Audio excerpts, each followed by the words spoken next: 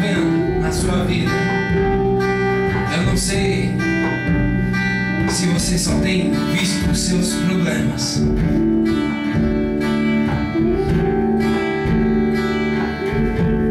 Essa semana, dando aula para uns alunos, eu tenho dado aula de enfermagem agora. Eu sou enfermeiro. E eu li uma história para os meus alunos sobre humanização.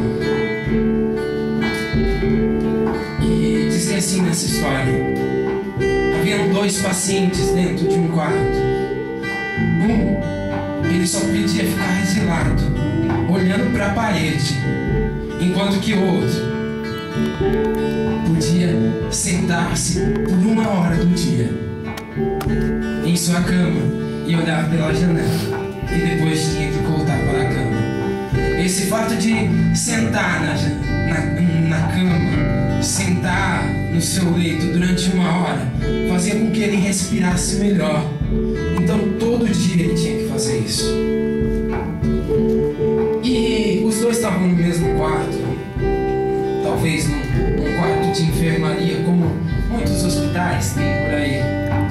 E aí um perguntava pro outro sobre a vida do outro, e acabaram se conhecendo e fazendo uma certa amizade, até que um dia, ao sentar na cama, esse moço, esse senhor, ele ouve a seguinte pergunta daquele outro que só podia olhar para a parede: o que você está vendo pela janela? Me conta, faz tanto tempo que eu não consigo ver. E aí, com uma descrição linda, ele começa: eu vejo um parque lindo, as crianças estão brincando, há muito verde. E todo dia, por 1 hora, a vida desse paciente que só podia olhar para a parede mudava, porque aquela outra pessoa começava a descrever, e aí ele começava a enxergar lá fora através da sua imaginação ia longe. E aí ele falava: não, hoje tem um moço com um carrinho de algodão doce, ele está vendendo balões também, as crianças estão brincando, tem um dono jogando um pauzinho pro seu cachorro. Nossa, eu vejo famílias reunidas ali, brincando, se divertindo. Nossa, tem um lago cheio de cisnes.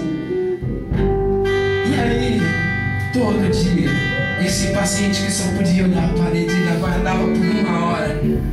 Essa hora era a hora mais importante do dia dele, porque ele podia sair daquela realidade dele, que era uma parede, podendo somente ficar de lado. Até que certo dia, aquele paciente que sentava todo dia na cama, ele não acordou mais.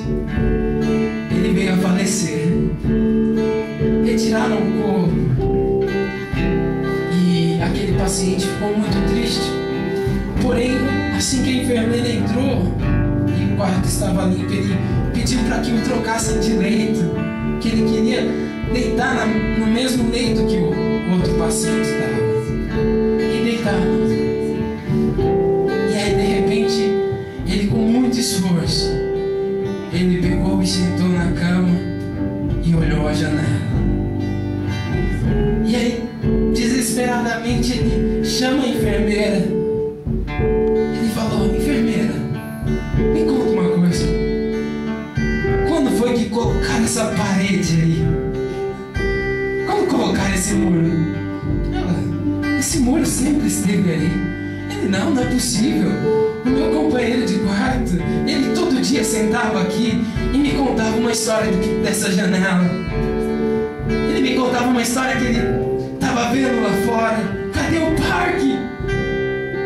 Cadê as crianças brincando? Cadê o lago? E ela falou: senhor, não é possível isso. Não é possível, porque o paciente que estava aqui nesse leito, ele não podia ver, ele era cego. Eu não sei se vocês estão compreendendo essa história. fácil eu olhar aqui e ver 4 paredes. É muito fácil. É fácil demais eu olhar para minha vida e ver o meu caminho até o trabalho. Depois eu faço, sei lá, escola, de repente eu vou para outros afazeres. Eu só consigo enxergar aquilo. Eu só consigo enxergar, talvez, a minha conta bancária negativa. Talvez eu só consiga enxergar os meus problemas amorosos, o problema da minha esposa, o problema do meu marido. Eu não consigo mais olhar para mim mesmo.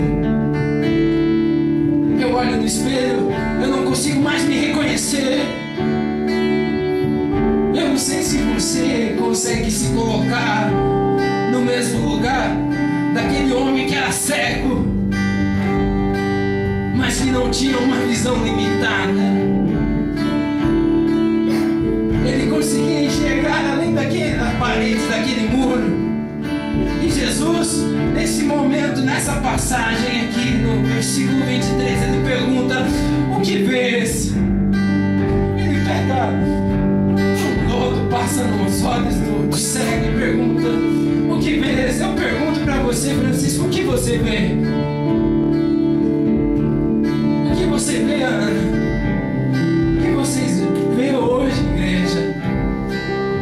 Eu não sei se você está vendo aqui um careca chorão, ou conseguindo ver. Só são meninos. Não são meninos mais. Isso aqui são missionários. Eu não consigo olhar para essa igreja e ver aqui membros apenas para sentar nos bancos. Eu estou vendo pessoas que vão morar no céu. Aleluia. Um olhar na percepção humana funciona assim.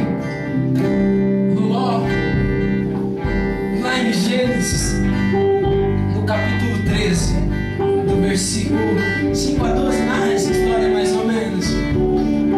E Ló olhou uma campina bem bonita, um campo bonito, sabe? Ele podia escolher qualquer lugar, qualquer terra para ficar, porque Abraão disse: ó, a gente vai ter que se separar e você vai numa terra, a terra que você escolher, você pode ir, que eu vou para outra. Era como se eu vou para um canto, você vai para o outro, porque o meu ministério vai ser separado do seu a partir de agora. E Ló, ele olha na percepção humana, ele vê um campo bonito, ele fala: é aqui. Sabe o que ele deixou para Abraão? Um deserto. Então, se você vai para Campina, eu vou para o deserto. Mas só que o que Ló não entendia é que quem tem promessa de Deus, a bênção acompanha ele mesmo que ele esteja no deserto. A bênção de Deus acompanha ele. E por mais que ele vá para uma campina verde, se a bênção de Deus não for com ele, a campina seca. A água brota no deserto para quem tem promessa. Mas para quem não tem promessa, a campina que é verde, cheia de frutos, ela seca. Aquele que olha segundo a percepção humana, Deus está te mandando para o deserto, você vai para a campina verde. Eu quero fazer você refletir hoje sobre visão, sobre o que você está enxergando, sobre o que você enxerga do seu passado, sobre o que você está enxergando do seu presente, do que você está enxergando do seu futuro. Viver hoje é uma dádiva, por isso é chamado de presente. É um presente de Deus você poder estar aqui hoje. Eu não sei se você já pensou nisso, mas estar aqui é um presente. Por isso que é chamado de presente. É um presente de Deus. O futuro pertence a Ele. O passado foi apagado pelas suas pisaduras. Nós fomos curados em nome de Jesus. Aleluia. Eu quero que vocês entendam que Deus, Ele não divide a glória dele com ninguém. Ele não divide a glória dele com dinheiro. Ele não divide a glória dele com carro. Ele não divide a glória dele com mulheres.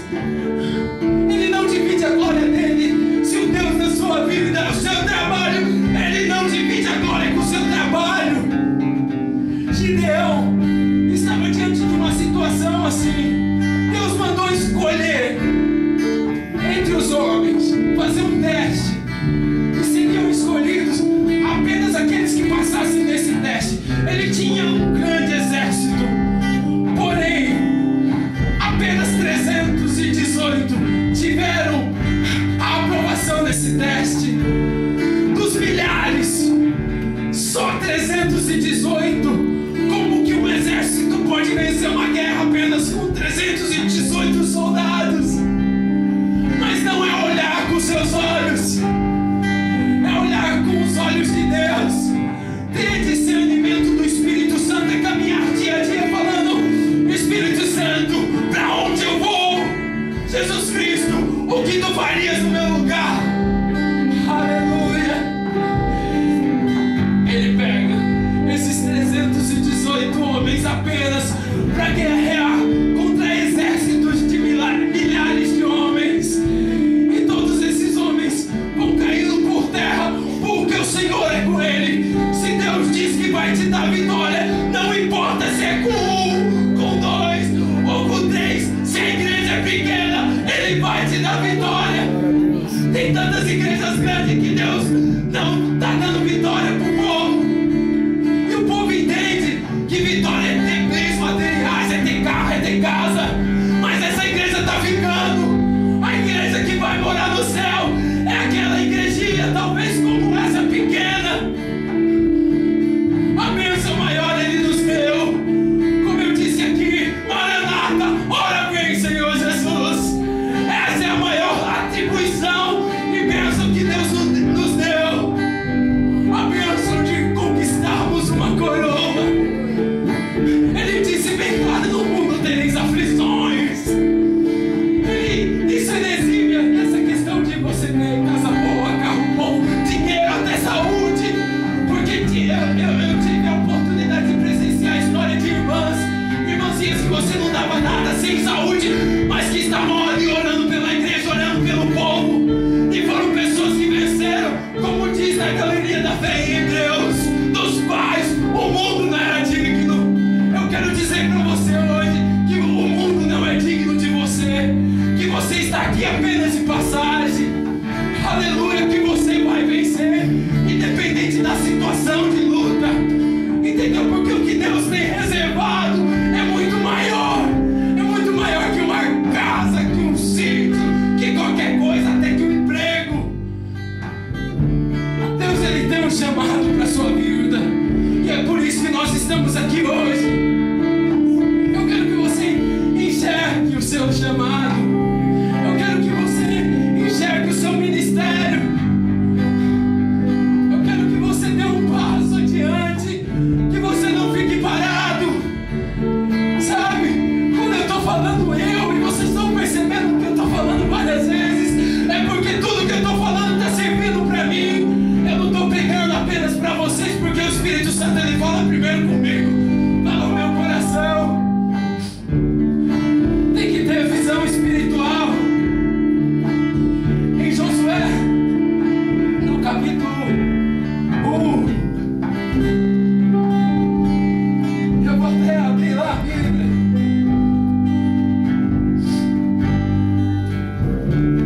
Oh, aleluia. Josué no capítulo 1, no versículo 9.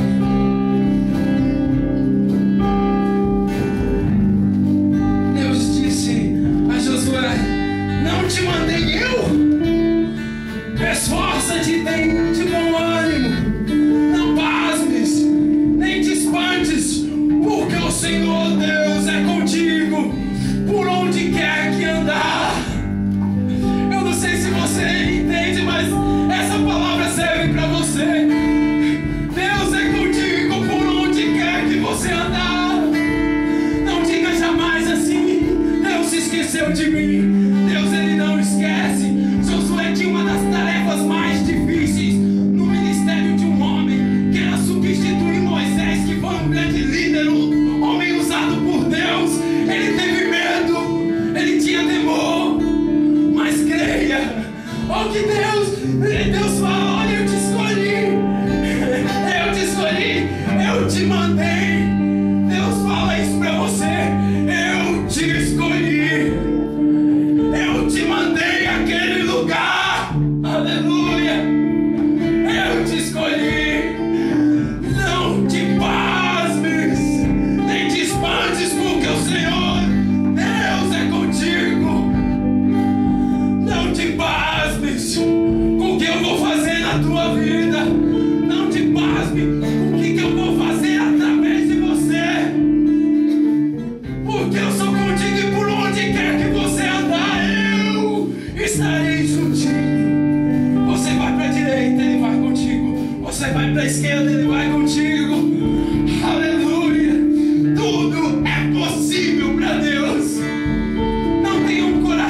pequeno. Não tenha ideias medíocres, pequenas.